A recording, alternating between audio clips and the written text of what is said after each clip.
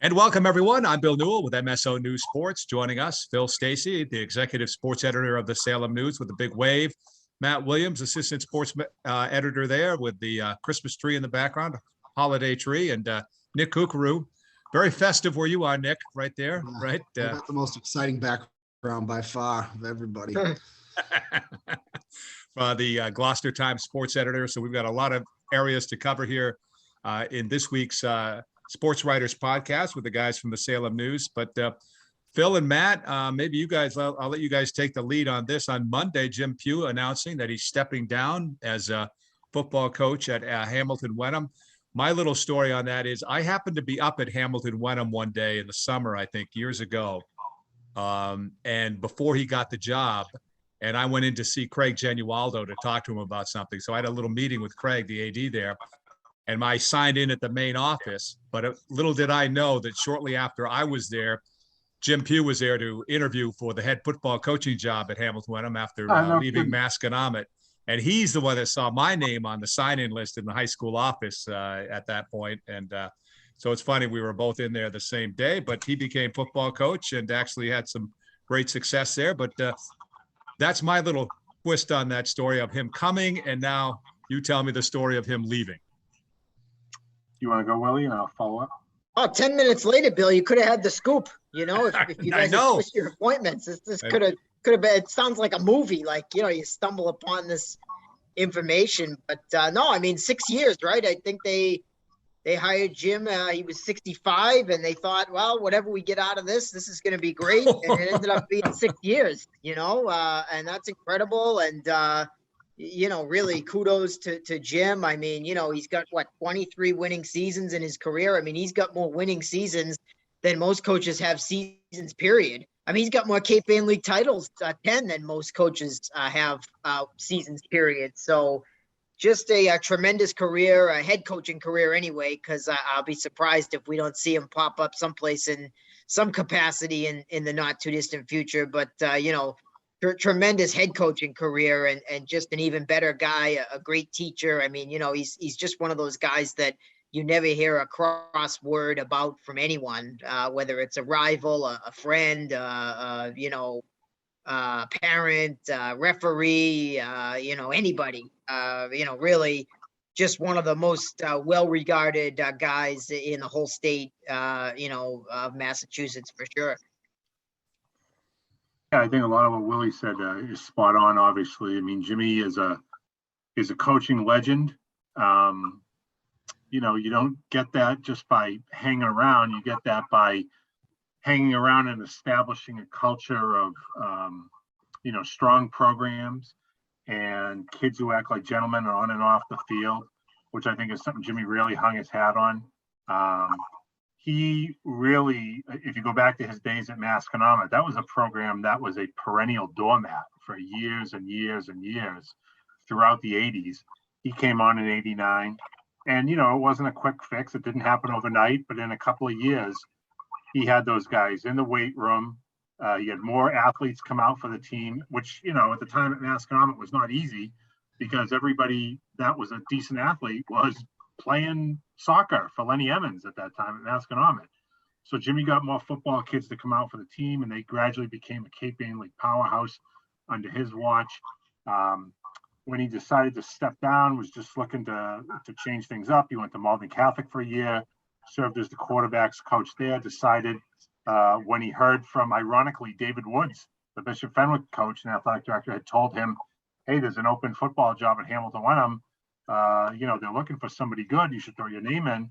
He decided it was time to get back in. I think he liked the similarity between what he always believed to be the Hamilton Wenham kids and the Masconomet kids, both kind of tough, hard-nosed, played the game the right way. And, he told me today he was thrilled that he did it.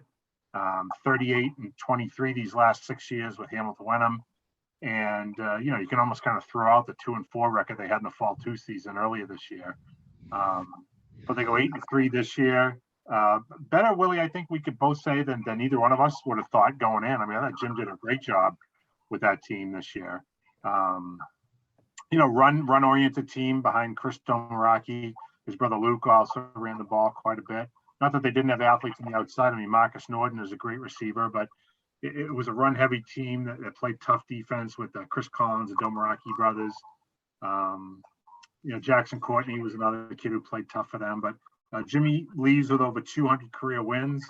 I think he's still going to be around quite a bit because he's still going to be working special ed at the school.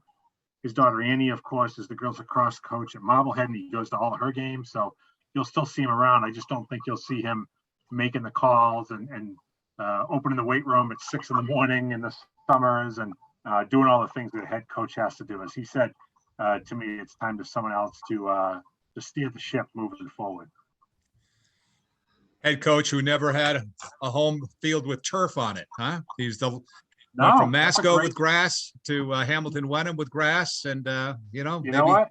That could be a great trivia question. Who was the last, long tenured North Shore coach who never had a grass field as his own? Turf field. Turf, yeah, that's a great question. Yeah. That'd be it. Just off the top of my head, I don't have Dave Woods' career win totals right in front of me here. I don't think he's gotten to 200 just yet.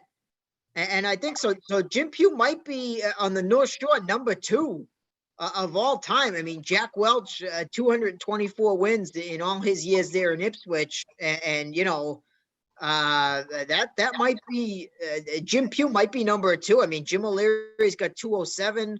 I'm trying to think of other 200 win guys, and they're not very many. So heck of a accomplishment there. And I guess a little bit ironic that all those 200 win guys are in the Cape Ann League. I don't know what that says about the competitiveness of the conference or some of the Catholic conferences, but it's interesting to note anyway. It could just be a coincidence. I want to say Woodsy is right around 180 wins.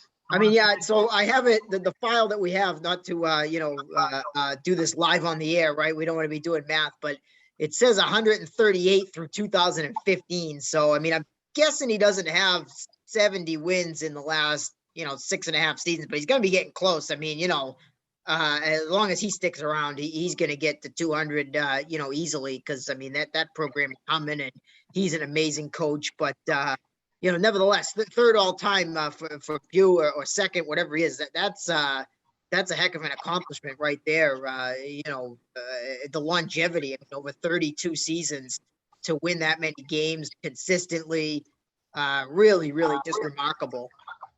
What did Eddie Niz finish with? Gun to my head, I would have said he had 200 wins. 174.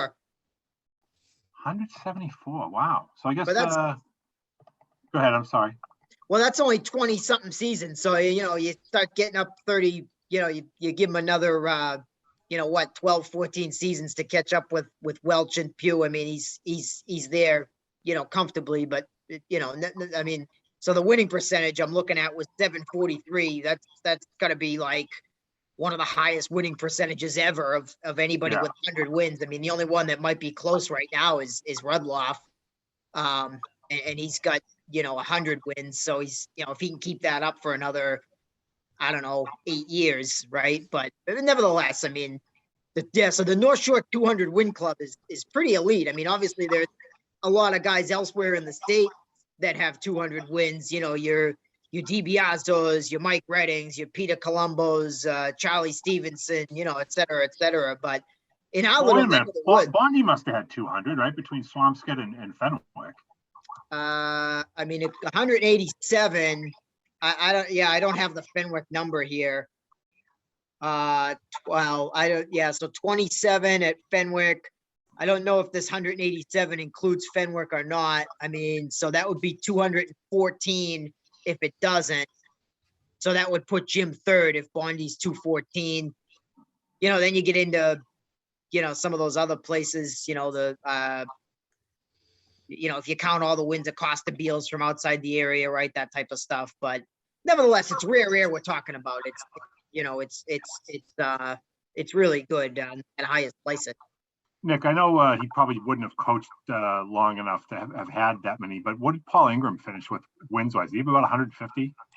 I don't think so. He was 84-10 at Gloucester in 7 seasons, 03 to 10, 8 seasons. Okay. 10. Oh, yeah. But he also coached at Danvers in the 80s, so I'm sure he's got over 100. But he doesn't. I doubt he has 150. I don't think Danvers was anything special when he was there in the. No, in and the, Terry Right. Silver must have gone over 100, right? yeah, Terry Silva has the Gloucester record. I think 156. Okay. Yeah. I did look up David Woods while Willie was talking there, including this year's 93 record. So in 24 seasons, he's 183 and 85. So Pretty another good. 2 years from now, we might be talking about him in the 200 win club. But you know what's remarkable to me, and I think about this probably more than I should. But when we did, and Willie, you'll have to tell me how many years ago we did this because it's going back a few years now. But when we did our series in the summer of the North Shore's, I think it was 11 greatest coaches or 12 greatest coaches or whatever.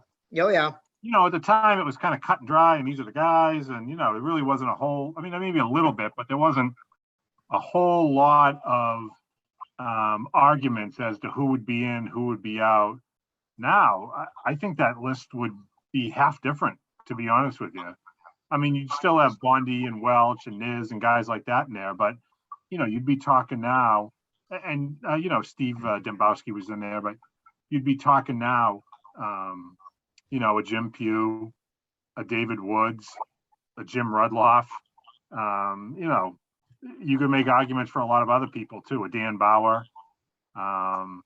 You know, you just look at what some of these guys have done since that list came out. And it wasn't, I mean, what was it, 10, 11 years ago, Willie, we did that? 2010. Okay. So that's 11 years. So, I mean, I don't know how many guys you could really remove is the issue. Yeah. But you would have to, I would think Woods, Pugh, and Rudloff would have to get in there. I don't know who you take out.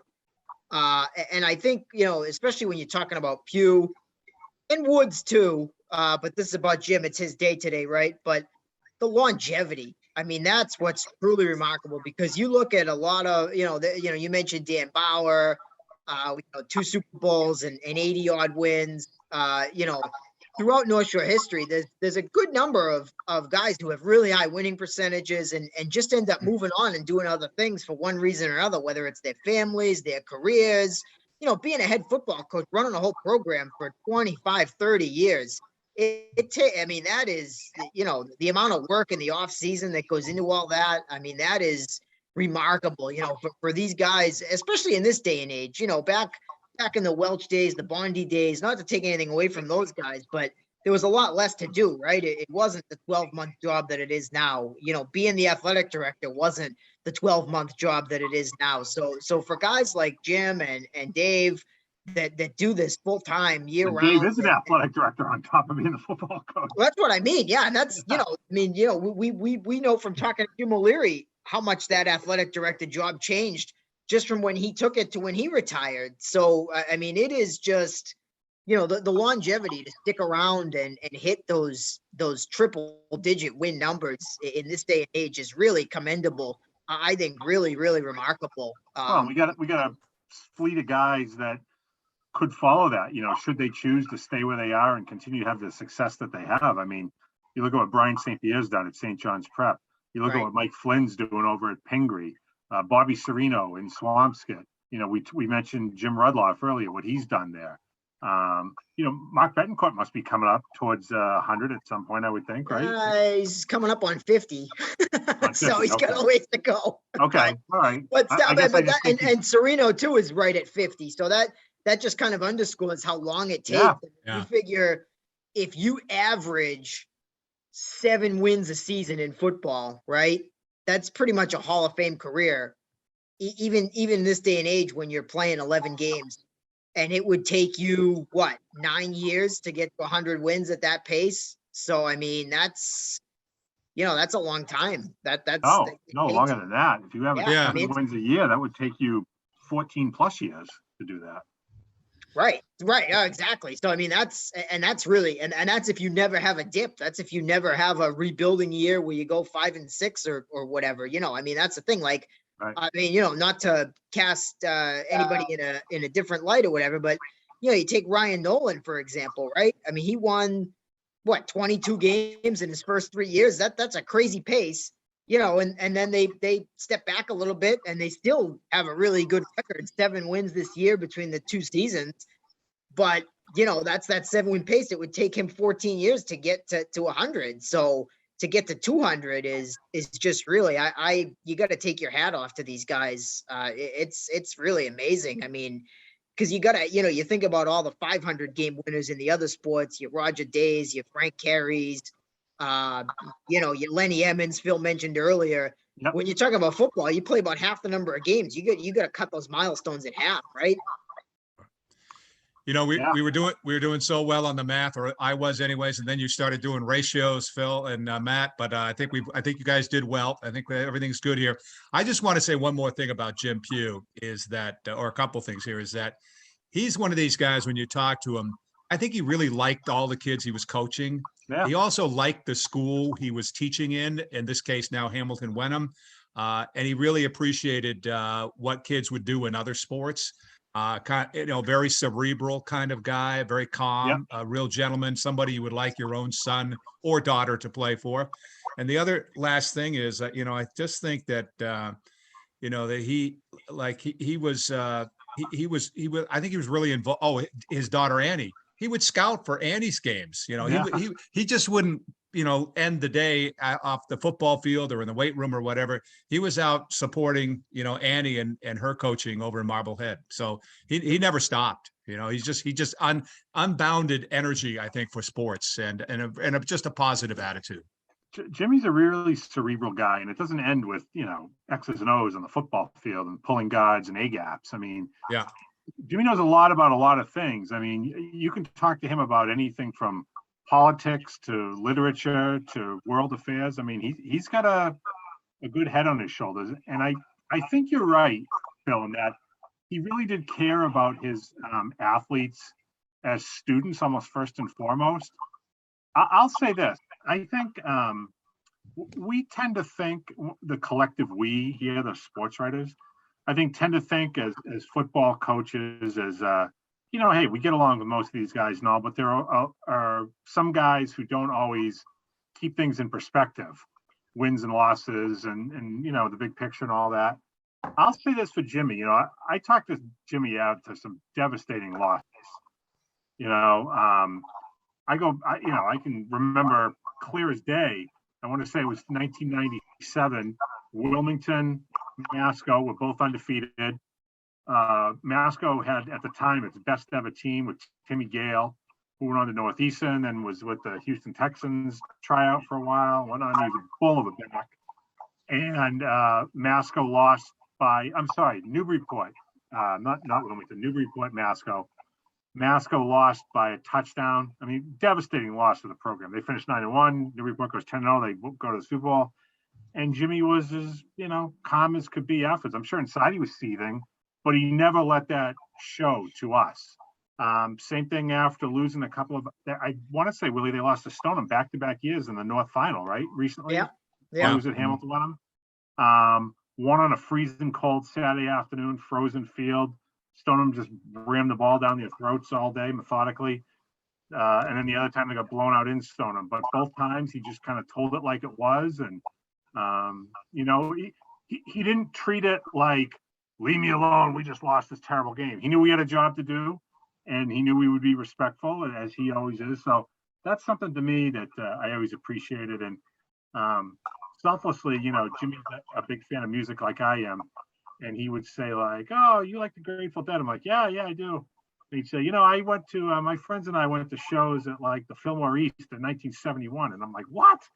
Those are like legendary shows. And he's passing it off like, oh yeah, we just went out and did it, like no big deal kind of thing. So I would love to pick his brain about that stuff too. So we'll stop there because I'm watching the clock here. We got a couple other things we really want to touch on. One is All-Stars, but also winter sports early going.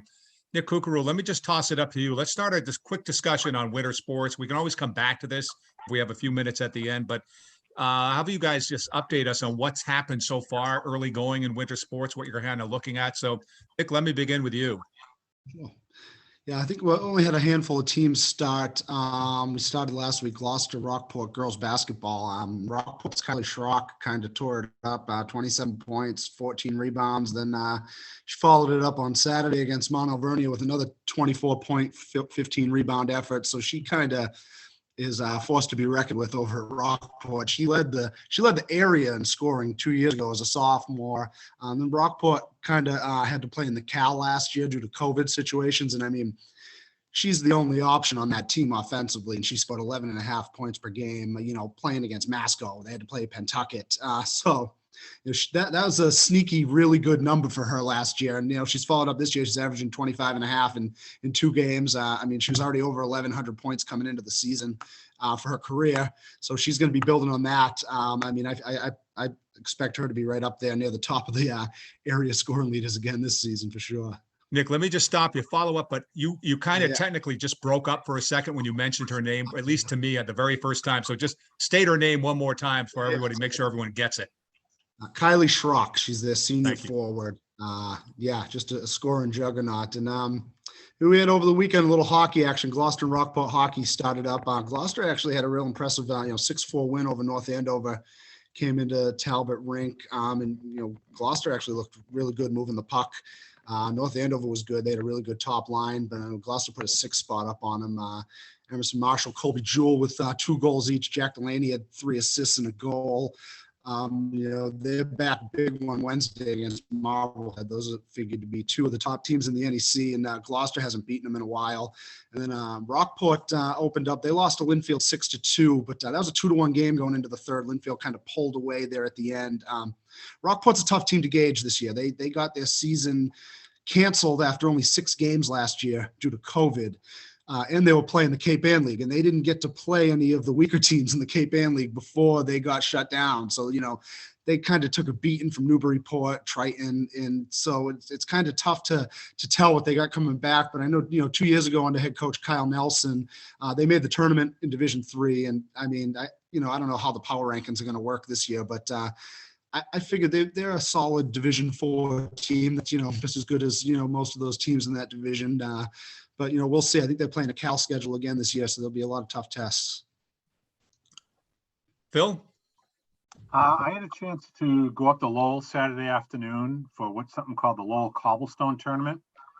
And it was the first game for Danvers under its new head coach, Kevin Fassett. Kevin, a lot of fans know, coached football at Ipswich. He was formerly the Beverly JV hockey coach. He was an assistant coach for Danvers football this year, and now he's kind of entrenched in that Danvers Falcon family as the head hockey coach. A lot of new faces there, wanted to see what would happen, and they acquitted themselves quite well. They shut out North Reading 5-0 in the opener behind freshman goalie Braden Holt. And on Saturday night, they played in the championship game of the tournament against Lowell and scored another shutout, 6-0. So surprising to see back-to-back wins and back-to-back shutouts for Danvers. I didn't go to the Sunday game, but I got a report on that.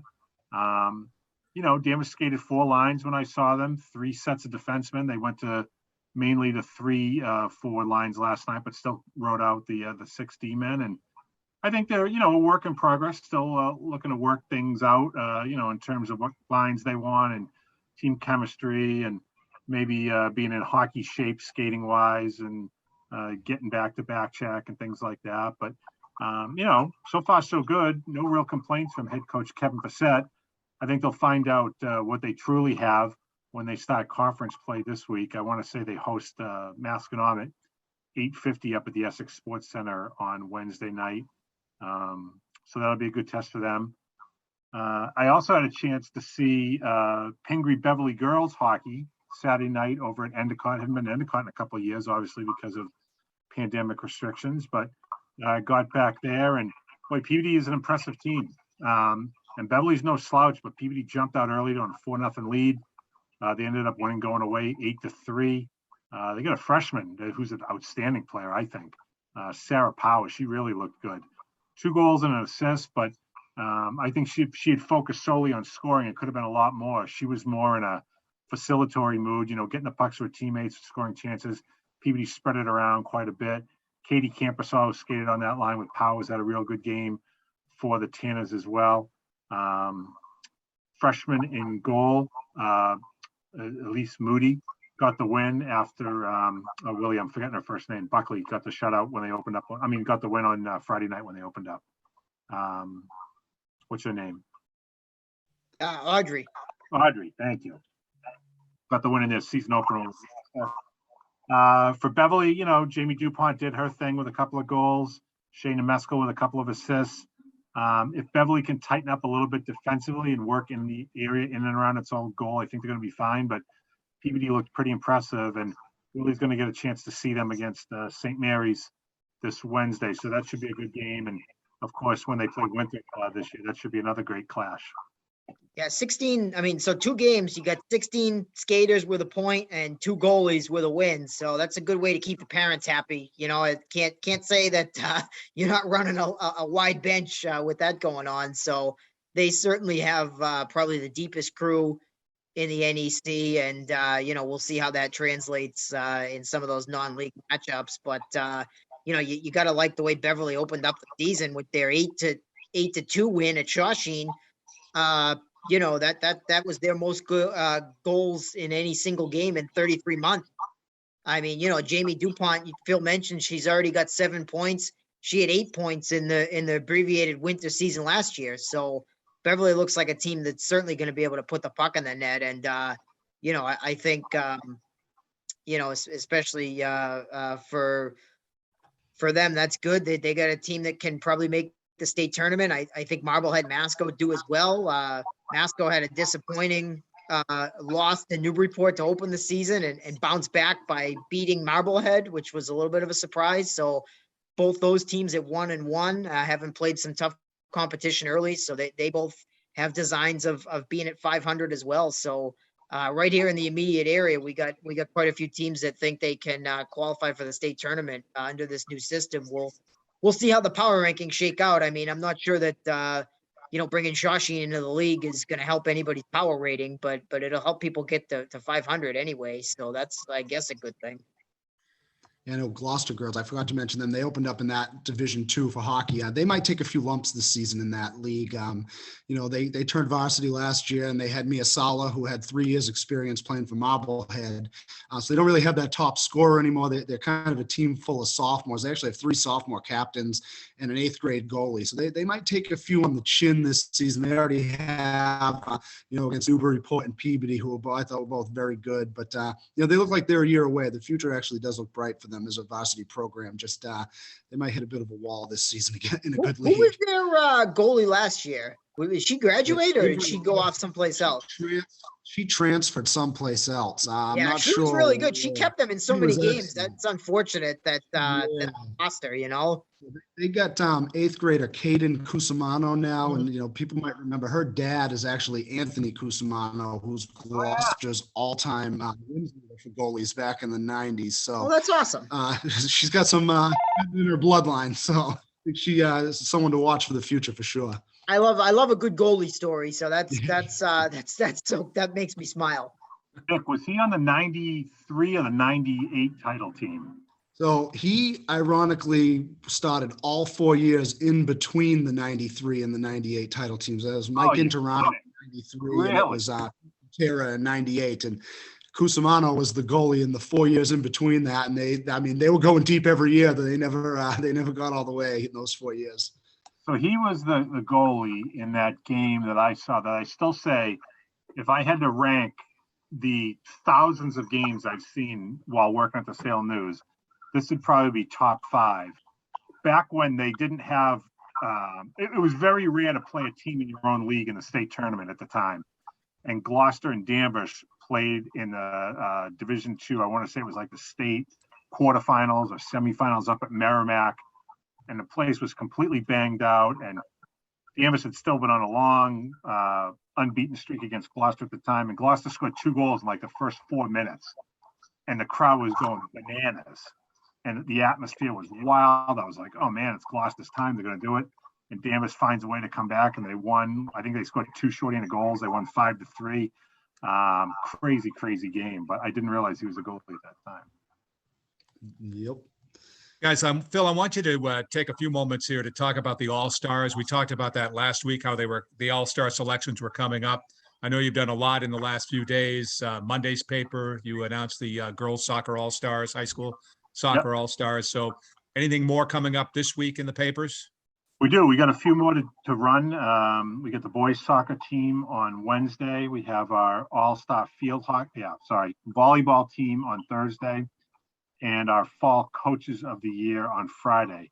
I do want to say that the football all-star team, which ran last week, and if you didn't have a chance to see it, it was in Friday's paper or online. You can find any of our all-star teams.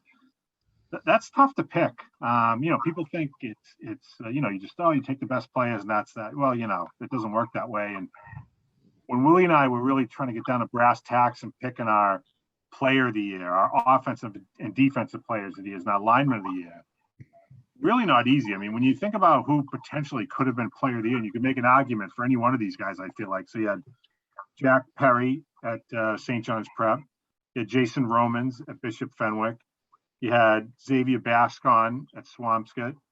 You had Connor Cronin at Marblehead, which I think, he had an unbelievable last two playoff games that really pushed him into the conversation. And ultimately, we went with Josh Robertson, the quarterback from Marblehead, but that was not easy. I mean, right up until the final day when we had to get this thing done and over with, we were talking, Willie and I, like, okay, which way should we go here? What's the best way to do this? What do you think? So a lot of thought went into it. It's not just willy-nilly slapping on the page and you give out awards like they candy. We try to make them meaningful and hope that it reflected what we saw from this past season. I'm looking at our clock, so we have a few moments remaining. I just wanted to go back and mention one thing. Maybe you guys want to chime in on one final thought, whether it be winter sports, something from the fall, whatever, nothing to do with the high school sports in the area. I wanted to mention Nick Giannino's story that he had in Monday's paper on last Friday's Beverly boys basketball game against St. Mary's. St. Mary's winning it by 3. I think it was 57-54. Pretty good game, though, but a little shout out to Coach Matt Karakutis of Beverly, Dave Brown from St. Mary's, two really, I call them kind of high-power coaches on the North Shore. They do a great job, and I'm glad to see them playing a non-league game against one another to start off the season. So it was an entertaining game from what I understand from reading Nick's article. So you may want to pick that one out from Monday's paper. But Matt, let's circle back around the other way, though. Matt, any final thoughts from you on any topics?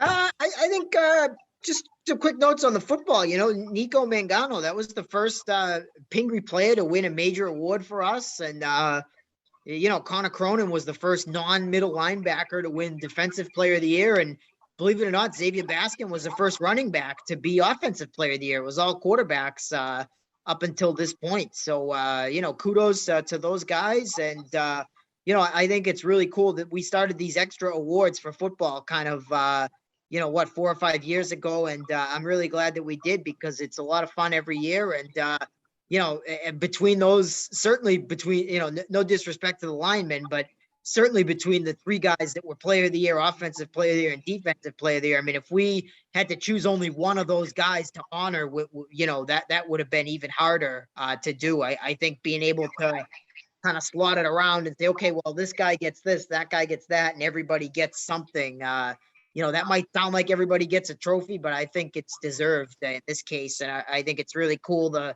feedback that we've had since we introduced those awards. I think it's one of the better things that we've done now for sure. Phil, you're next. I'm next. Okay. Well, I know today's as we record this, it's the 13th, right? So on Wednesday, they will be coming out with the National Field Hockey Coaches Association All-America teams. And after getting shut out locally in the all-region teams, although I shouldn't say that, Sadie Kennelly of Pingree won an award there in the Massachusetts region. But I do hope we have some recognition for the really great season we had this year. I thought the most successful field hockey season the North Shore's ever had, between Ipswich going to the state finals, Swampscott going to a state semifinal, Masconomet unbeaten and recognized as probably the top team in the state for most of the year until an upset loss in the state semifinals. I hope that we get some recognition there, and they kind of break through those traditional powers, the Watertowns and the Andovers, that kind of thing, and have some of our local girls get recognized. Nick Kukuru? Well, I know last week I kind of praised, the way the MIAA's alignments and power rankings work, but I just say we got another egregious one for the winter season. What's up with Winthrop in Division 4 for boys hockey? I mean, that sounds. Well, I'm going to assume he's saying that sound is crazy. Nick froze just in case he's joining us. He can't, but we got a frozen Nick Kukuru right now. Yeah, they had Peabody in Division 1, and they're not even going to have a team. So, LOL at that. Yeah, Winthrop could be bringing home some state hardware if they're Division 4, because they're playing in the NEC Dunn division, so they'll be going up against Gloucester and Marblehead and Masco and Danvers. So they're going to be pretty legit. Do they have a co-op team, Phil? Winthrop? Did they have Revere with them, or is that, or am I maybe Revere was with somebody? I don't know what the deal is, but I thought Revere was with Malden. Yeah, I think you're right. Yeah, that sounds right. Yeah. With Malden. All right.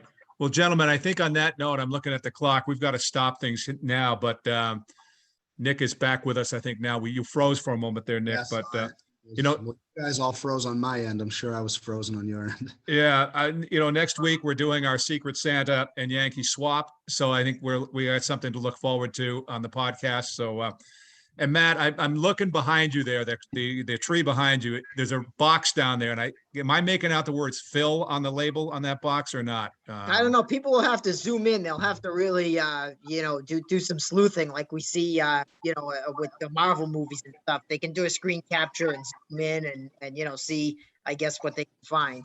Looks like an iPhone to me. I mean, that's the size of it. I'm not sure, Phil, but it looks like a nice gift. I'm down with that. Gentlemen, I did win something I noticed in our holiday raffle. Matt won something again? No, I won something. Oh, I'm not even sure what it is. I'm gonna have to look it up online, but I won something. So nice. Yay. I know Nick Giannino won a very nice Fitbit a couple of years ago, but Yes, that was a few years ago. Yeah. All right. On that note, we'll stop as we've gone too long, I think, here. Gentlemen, thanks for joining us, and we'll talk again soon.